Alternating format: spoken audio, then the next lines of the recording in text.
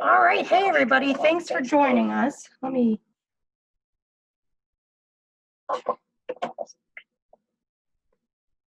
was a way to turn.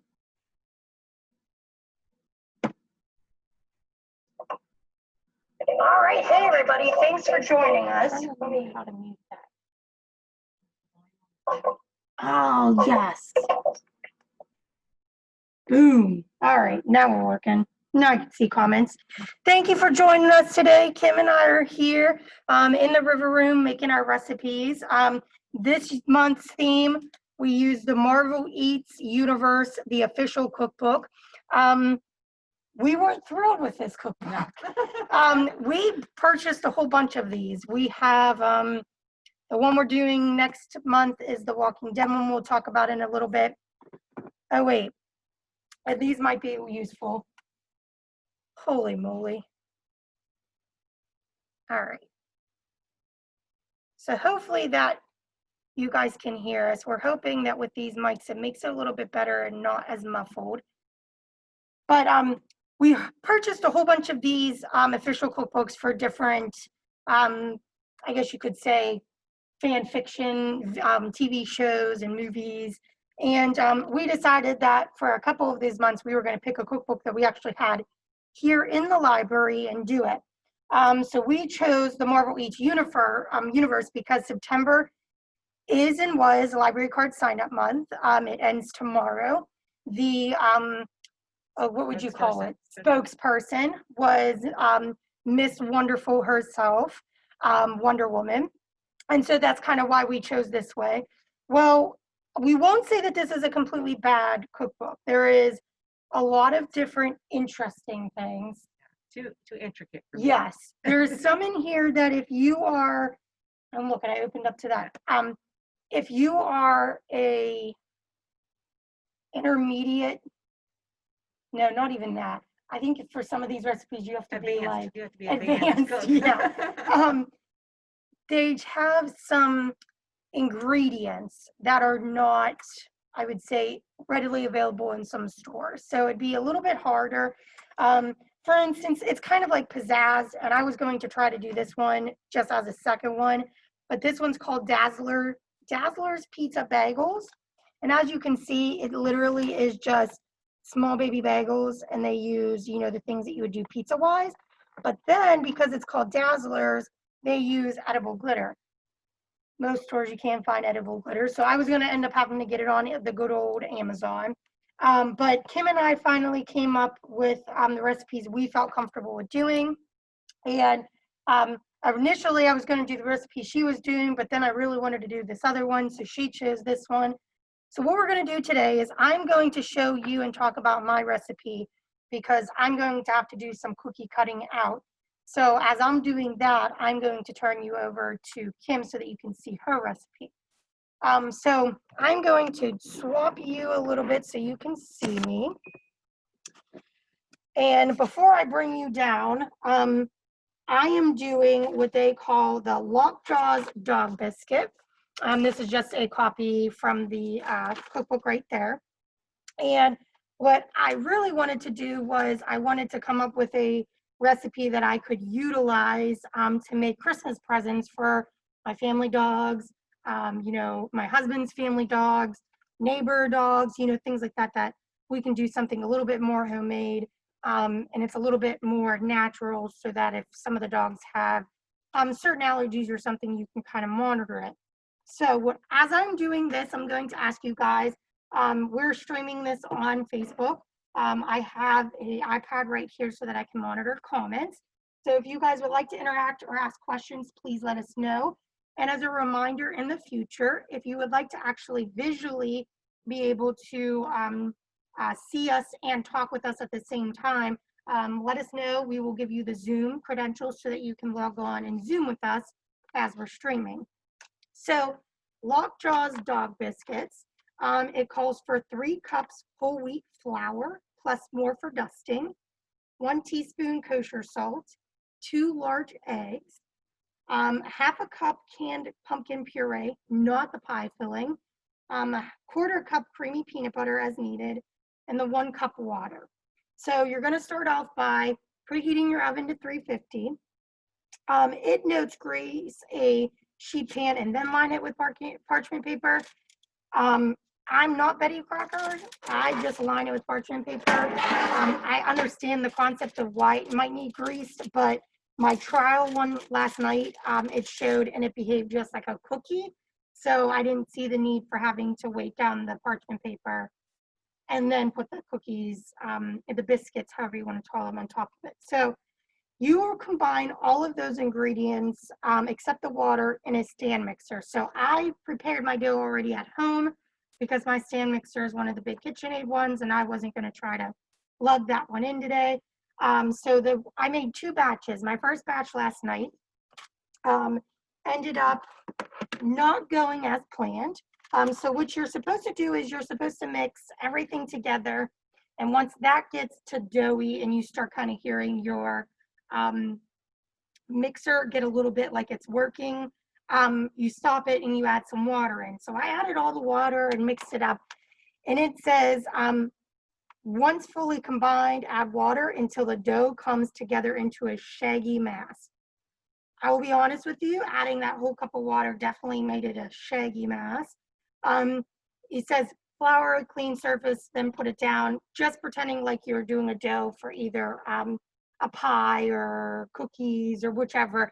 Obviously, you want to coat your surface that you're going to be working with, and then your rolling pin. It was too sticky. It says do it 10 to 15 times until no longer sticky, but I could not control the stickiness. I added more flour. It was not working. It was just a moist batch. So I put it on my cookie sheet because what it says is put it on your sheet, and you can use a loaf pin, rolling pin, or other flat surface to press or roll the dough, and it sits up until it's about 3/4 of an inch thick, and then you form it into an elongated dog bone. They literally use the whole dough recipe to form one big bone, as you can see right there. However, I couldn't get mine to look like that. So what I ended up doing was I have this handy dandy, I don't know the proper tool for this. I would just call it like a pastry cutter type thing. Yeah. So I love this thing. I just started literally killing the dough and cut it up into lumps that ended up cooking like this, as you can see, just to try it out because I wanted to do cookie cuttings to make them look pretty, and that wasn't happening.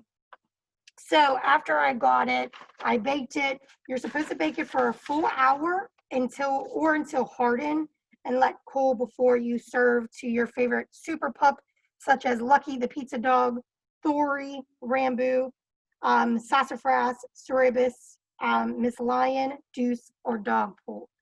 I didn't even know Deadpool had a dog, but I guess it's Dogpool. But that did not quite happen. I baked it for an hour. It still felt a little not as hard. It still felt a little soft. I put it in for another 10 minutes. Then I was kind of like, well, sometimes when you bake cookies, they're soft, but then when you bring them out, they get hard. So I was like, fingers crossed it does that. I brought it out, and I will tell you, I already broke one apart. I'm trying to see if you guys can see this.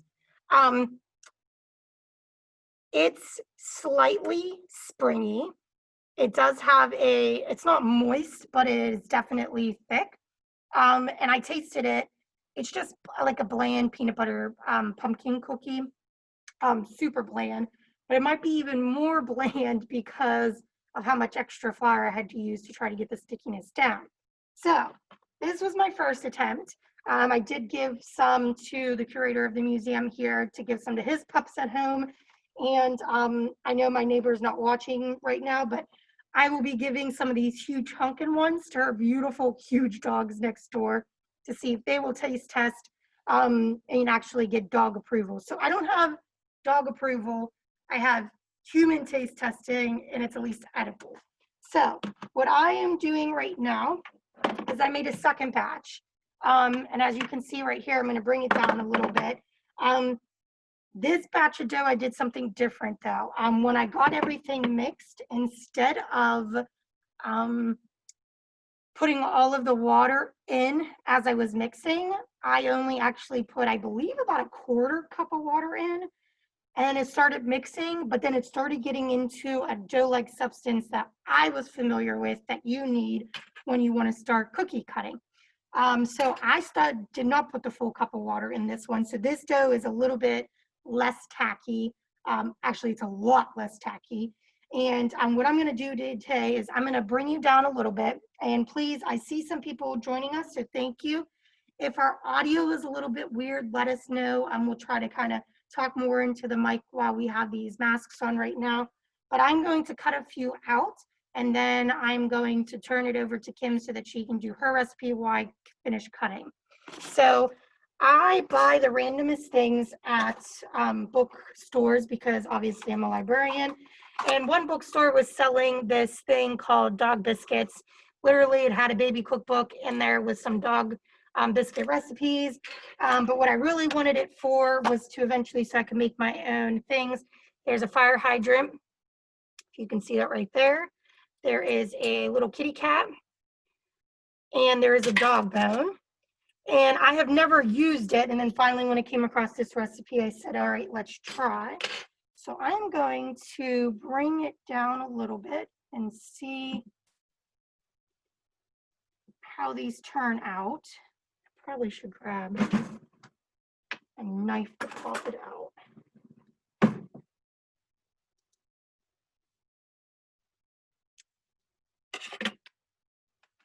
All right, there's our very first little one. Has a little bit of marks on it, but again, if I get judged by a dog, then something's wrong. All right, and it says to have it about 3/4 thick. I'm literally treating these like I would sugar cookies, so I will give an update with how these bake because I'm gonna have to let these cook for or bake about an hour. But that's about how thick they are. Not anything too crazy. I am thinking that they will get harder than these ones. I'm not sure yet. That's a theory. We're going to test the theory out. But while I sit here and get fun with some dough and cut some more, I'm going to turn you around so that you can see Kim.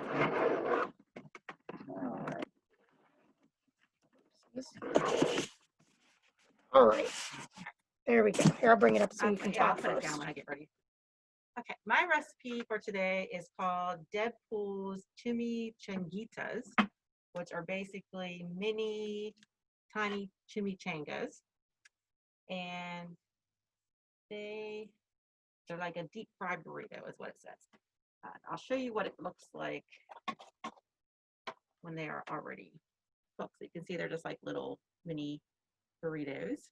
Deliciousness in a roll. All right, so for this recipe, you need 4 10-inch flour tortillas, 1/4 cup of flour, 1/4 cup of water, 1 cup shredded cheddar cheese, 1/2 cup of cooked black beans drained, 1 cup cooked white rice, 1 cup finely shredded cooked chicken, and then canola oil for frying, or I use the air fryer, and red enchilada sauce. So first thing you have to do is with your 10-inch tortilla. Let me see if I move it. I think if I'm staying here. Down. I do not have a 4-inch cutter, so I just use a little bowl. MacGyvering. Yes. My son cut these out for me last night, and he did a good job. Now I'll probably have a hard time. There we go. So they're just little baby tortillas. And you get 3 out of 1 10-inch tortilla.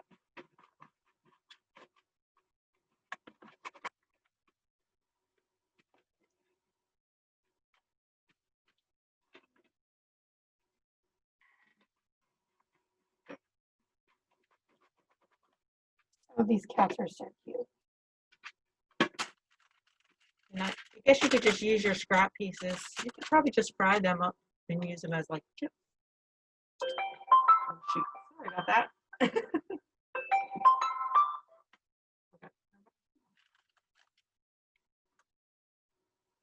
Yeah, I don't think mine's on vibrate either. Okay, so in each little tortilla in the middle, you're going to put a little bit of chicken first. A little bit of chicken.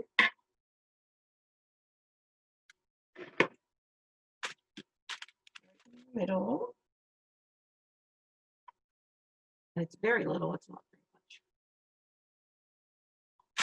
You shouldn't stuff it full if you're 'Cause really hungry. You can't fold it if you put too much. A little bit of the black beans. A little bit of the rice. And I was, how do I say, lazy. I bought the 90-second rice in a bag. So it was like, this is a very quick, you could buy the rotisserie chicken and then your chicken would already be done. Because Kroger sometimes has it already in that container, already shredded. You could probably even get away with canned chicken You probably could. if you wanted to season it. And then some cheese. And then, let me see, you have to fold both sides in. Oh, wait, first, I forgot about it too. You need the flour and some water just to make like a little paste so that you can get your tortillas to stick together so they don't come open while you're, especially if you're deep frying them, you don't want it to come open. So, fold each side in, fold one side up. And I gotta stuff that stuff back in there. And then over. I don't know if you can see that. It's hard to show that. And then use the paste to make it stick. There you go. So you have your little package, I guess you'll call it.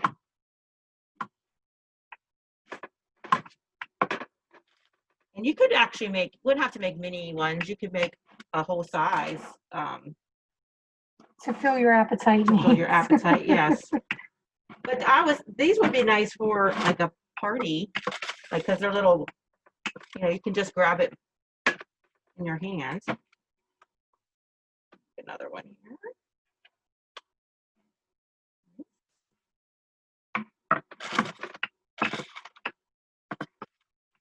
I'll be honest with you. Yeah. This is the easiest thing I've ever done is roll my dough out on a cookie sheet. Keeps all the flour contained.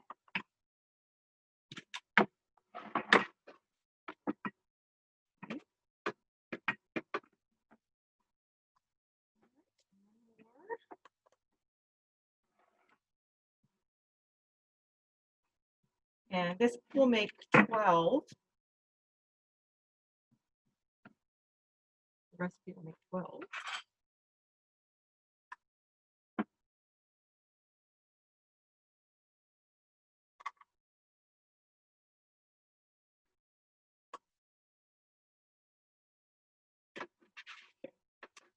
Fold in, fold up.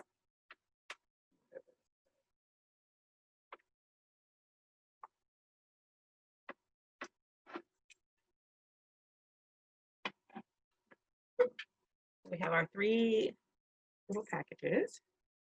And then you can deep fry them, or you can, I put mine in the air fryer. I spritz them with some, just a little bit. I spritz them with some olive oil spray and put them in the air fryer for about 8 minutes, like 4 minutes, and then I flipped them and 4 minutes more. And they browned up really nice. And then you can serve it with the enchilada sauce. I just have the enchilada sauce that you can pour over top, or you could dip it into. So it's very, very easy recipe. I don't eat rice and beans, so I did not taste them, but my son said it was good.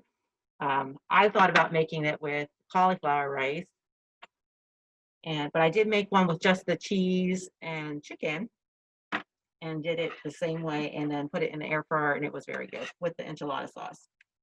So, all right, Alex, I think that's it. And you said cooking time for that was cut down, definitely with using the air fryer. Well, it says for the deep fryer, it says about the same thing, about 8 minutes total. So I guess it depends how hot your oil Okay. is. But I don't know if you could just bake them in the oven. Probably, if you just spritz them and put them in the oven. The stuff, everything is already cooked. All you're really doing is Prepare something new. browning it up when in the deep fryer. The deep fryer would probably make it like really crispy. But the air fryer did a pretty good job. I was happy with it. Well, I am still having a ton of dough. Let me turn you around here Yeah, so you can. they can see all your Super cute creations. Alrighty. As you can see, the cats turned out super cute. There's the fire hydrant. And then one of the bones. I still have dough left that I'm working with. I'm going to try to get all of this on this cookie sheet to cook.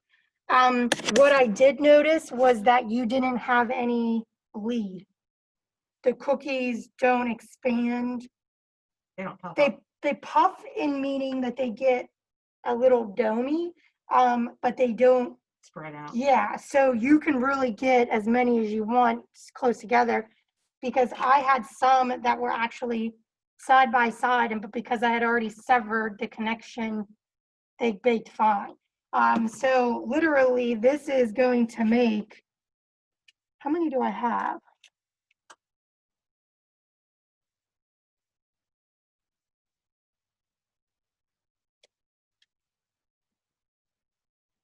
There's 38 right here so far, and I have this much dough left. Yeah, at least have 50, a lot more. Yeah, so I mean, depending on the size that you have, or being super cute, you could just use your normal cookie cutters and make them shaped like a Christmas tree for Christmas or whichever. So I think just because these are so small, you're getting a ton in there.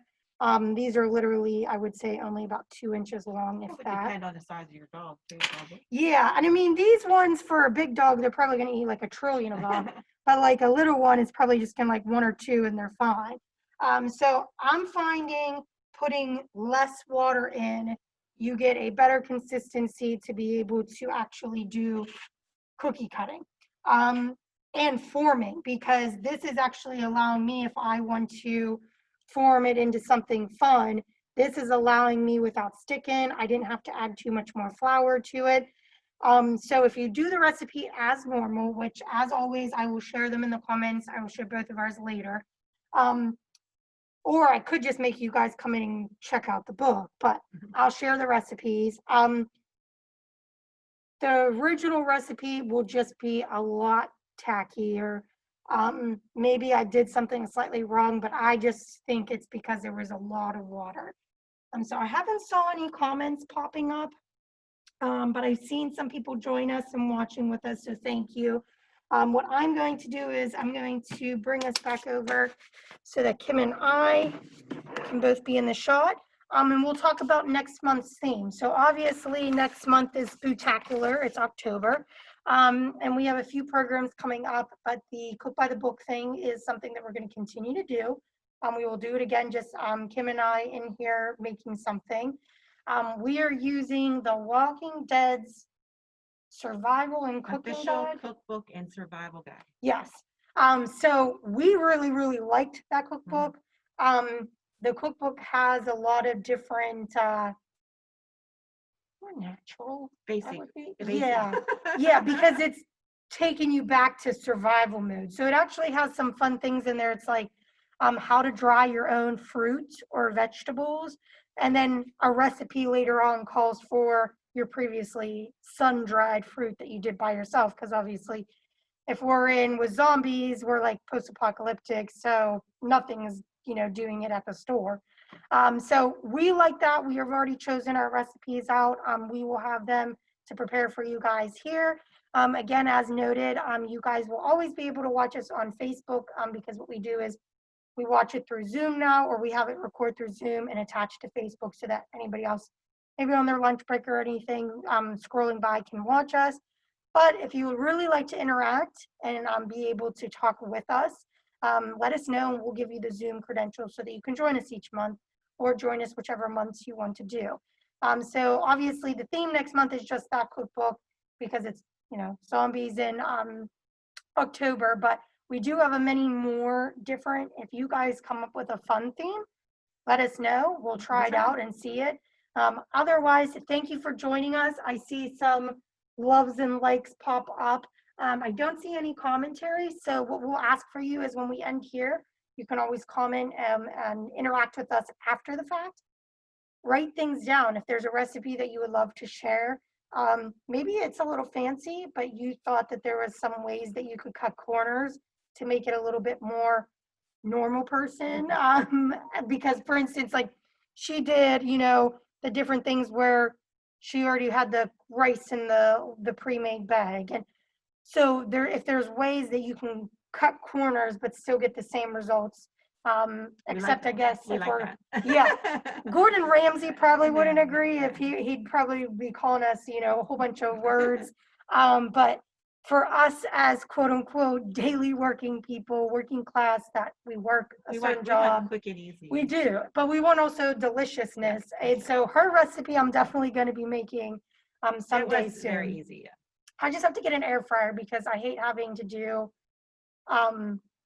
in the oil. Like we have a deep fryer, but then you have to clean the thing, and that's just too much work. Oh, thanks for the hearts, Melissa. I appreciate it. But again, we shall see you guys next month. Thank you for joining us. We hope that the audio is a little bit better. I know with the masks, it kind of muffles it, but I'm a loudmouth anyway, so hopefully that helps in getting into the thing for you guys. And again, thank you. Deliciousness. Yes. Well, aside from the dog biscuits, those were super bland, but I'm going to try this one to just see if it went really, really dry because of the 5 million extra pounds of wheat flour that I had to add. But again, thanks for joining. We will see you next month. And again, let us know if there's anything that we can do differently. If you're not already receiving our newsletter, please comment below and we'll definitely let you know how you can receive it. And we'll also let you know for anybody that has kiddos out there, Saturday is when we unveil our kind of mobile story walk idea, and it is going to be out front our library. The first 20 kids that we have will be there to be able to get a treat bag, a little bit of crafts inside, and as they walk down around the path to read the story, there'll be a couple stops where we throw a little bit more treats in their bags. But what's also awesome about that is we are going to be doing the costume contest. So normally we always had during story hour, Miss Kim would always set up a way for all of the kiddos to get candy from everybody that was working that day. And we were going to miss being able to see the kids in their costumes. So we're going to do this in kind of cahoots with the program on Tuesday. We're going to ask the kids to also dress Saturday. up. What did I say Tuesday? Tuesday. Today's Tuesday. Kim and I will be dressed up, so we ask if the parents want to dress up with us. We are asking people to social distance, so we're going to try to keep it where the families are with themselves. This is our very first kids program at the library, though it's outside. We want everybody to feel comfortable. We will be wearing masks outside. We ask if you feel a little bit more to wear masks as well. And that way, we're not trying to take up too much of your time. We just want you to come. If they're dressed up and they want to be entered into the costume contest, that'd be great as well. We'll take your picture. Yes. If you have any other further questions or want more information, comment below and we'll definitely give you the information. Thanks so much. Pumpkin decorating. Oh, yes. So this weekend would have been Apple Fest. Obviously, COVID has canceled a lot of our great pastimes. The Apple Fest committee has been amazing and they are still supporting the library. Every year, they normally supplied the pumpkins and for the prizes, for the trophies that the kids won, for our annual pumpkin decorating contest that we had at both locations. Obviously, this year that's kind of a bust. We've been doing programs in a bag to go. The Apple Fest committee decided that they were going to still supply us the pumpkins this year. They also supplied the money for the all the crafts and the prizes as well. So we're still going to be doing our contest. It's just going to be a little bit different this year. So you pick up your pumpkin, pick up your box with all your craft supplies. When you're done decorating, take a picture of your pumpkin, send it to us. And we have some rules and regulations just to make it. You have to use what's in your box. Yes. You can use a few extra things from home, but not going overboard. So yeah, we're not looking for the money. Everybody's the same. Yeah, that's right. Yes. All right, guys. Let me see. All right, there's nothing more on there. Preschool through 12th grade. Yes, yeah. So whoever has some, and did we say you can carve, or was it just you could paint though? You could paint it. Yes. So however you want to do it, or if you just want to get your own kit to do whatever you want with your pumpkin. You don't have to enter the contest. That's your game plan. But again, free pumpkin. Yes, it goes back to the Apple Fest. They have been huge supporters of the library for 1 trillion years now, and we definitely appreciate them to help support us in this difficult time of programming. All right, we will see you guys later. We're going to end it. Have a good one.